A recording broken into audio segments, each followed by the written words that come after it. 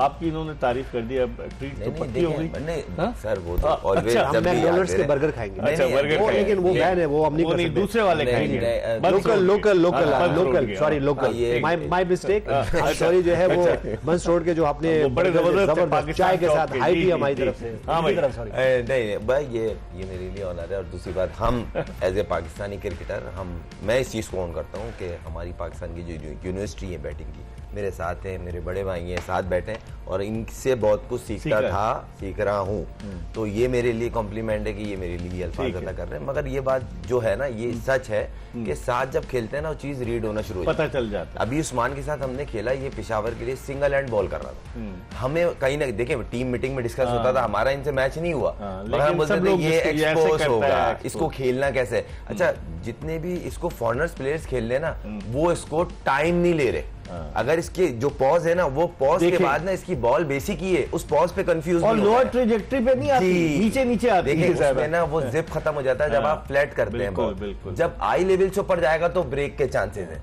तो ये तो बेसिक है ना। अब वही वाली बात है कि अब एक ऑस्ट्रेलिया में 100 कर रहा है बैट्समैन, वो अच्छी हार्ड बाउंसिंग ट्रैक होता है। अब वो चीज यहाँ नहीं मिलेगी। यहाँ थोड़ा सा नीचे स्किट करता है बॉल, कभी ग्रिप करता है, तो वो बैट्समैन यहाँ पे थोड़ा स्ट्रगल करेगा अगर वो अपराइट रहेगा।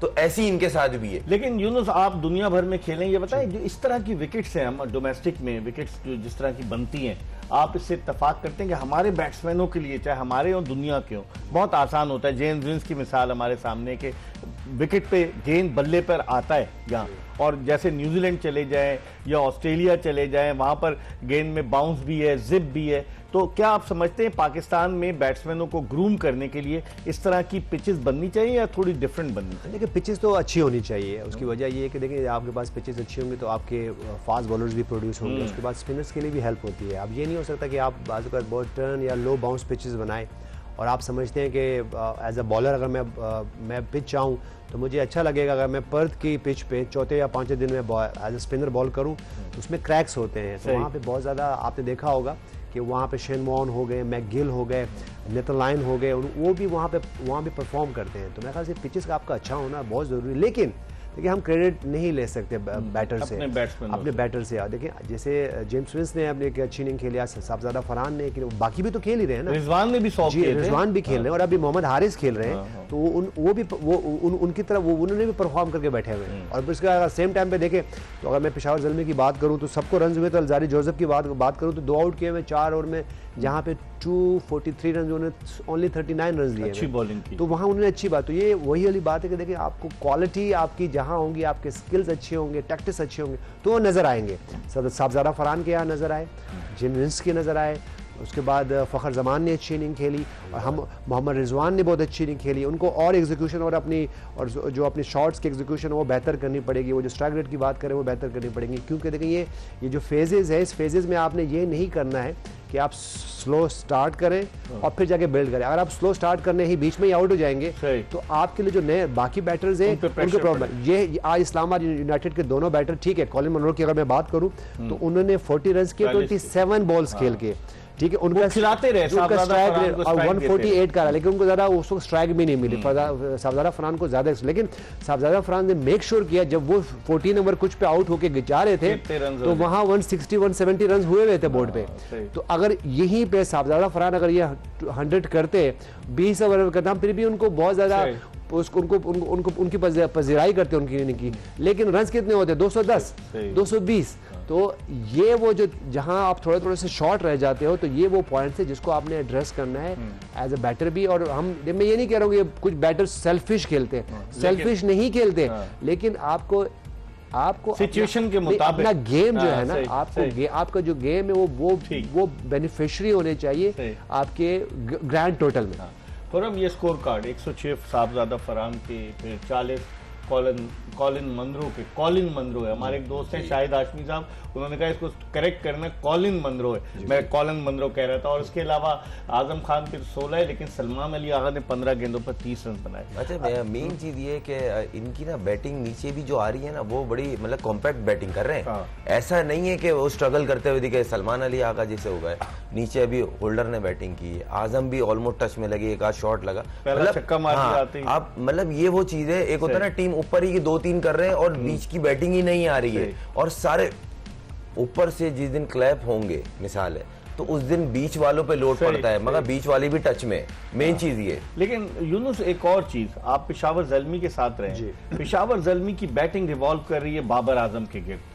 2 मैचेस में, पहले में 0 पे आउट हुए, आज 1 पे आउट हुए। मुख्तसर आप जवाब दे, फिर मैं ब्रेक की तरफ जाऊंगा। क्या कहेंगे, पेशावर ज़ल्मी सिर्फ बाबर आजम के गिर्द रिवॉल्व कर रही है? नहीं होना चाहिए। देखिए, एक बैटर का काम नहीं है। आपके पास कम से कम अगर टॉप में 1 से 2 बैटर हैं तो आपके पास मिडिल में होने चाहिए, और फिर लोअर ऑर्डर में भी आपके पास ऐसे जिस तरह के इस्लामाबाद यूनाइटेड के पास है। अगर वो कॉलिन मनरो जब आउट हुए और उसके बाद साबजादा फनान आउट हुए तो फिर भी उन्होंने अगर मेक श्योर किया कि 243 रन ऑन बोर्ड होने चाहिए, इसलिए कि उसके बाद पार्टनरशिप से तो। और जहां तक बाबर की बात है तो मेरे ख्याल से वो आएंगे, वो उनकी तरफ से इनिंग ड्यू है। और अभी ये टूर्नामेंट थोड़ा 1-2 मैच और होंगे तो मुझे लगता है कि बाबर आजम भी परफॉर्म करेंगे। इसमें बाबर आजम पे शायद जहनी तौर पर भी होगा कि वो पाकिस्तान के T20 स्क्वाड का हिस्सा नहीं है, और अब वो ये चाह रहे थे कि वो परफॉर्म करें PSL में और लोगों को जवाब दें कि भाई मैं भी जो हूँ मौजूद हूँ। लेकिन हम एक ब्रेक की तरफ बढ़ रहे हैं, ये बताते हुए कि क्लियरमैन प्रेजेंट्स जोश जगा दे, powered by Sunsilk and Hero detergents. Break के बाद दोबारा यूनुस खान और खुर्रम मंजूर के साथ आपको ज्वाइन करेंगे।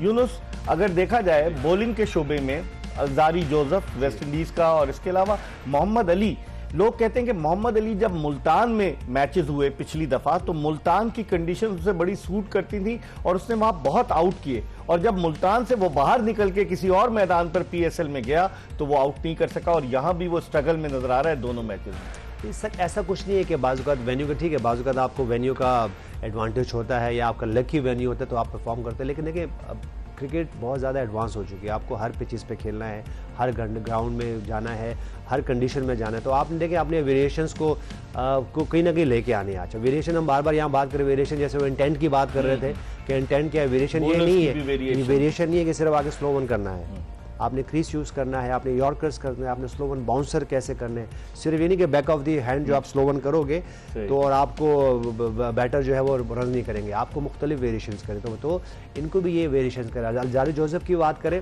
तो देखिए, जब वहाँ पे साबजादा फरहान बहुत अच्छा खेल रहे थे, कॉलिन मनरो बहुत अच्छा किया, तो उन्होंने आके मिक्स किया। उनके पास पेस भी मौजूद है, पेस का होना बहुत ज़रूरी है आपके पास आज के क्रिकेट में। और आपको किसी तरह बचना है इन पिचेस पे, इन ज़बरदस्त जो है ना वो आप कह सकते हैं कि बैट्स की क्वालिटी, जो गेयर की क्वालिटी बहुत ज़्यादा एडवांस, वो मिस हिट पे भी बाउंड्रीज है। तो आपको कहीं ना कहीं अपने पेस पे भी देखना है, अपने वेरिएशंस भी देखना है।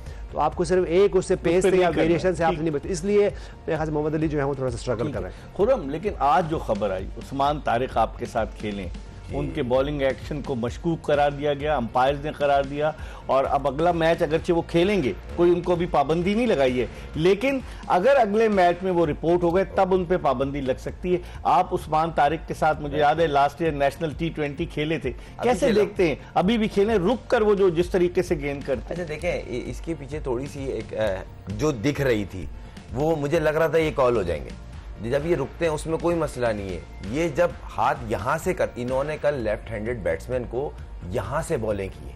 अच्छा, यहाँ से फोर्स नहीं आती, उसमें बैंड होता है। अगर आप स्लो मोशन में देखें, जब भी ये कान के पास से बॉल कर रहे हैं ना, यानी कि बिल्कुल हाथ सही बॉल, उसमें हाथ में प्रॉब्लम नहीं हो रही।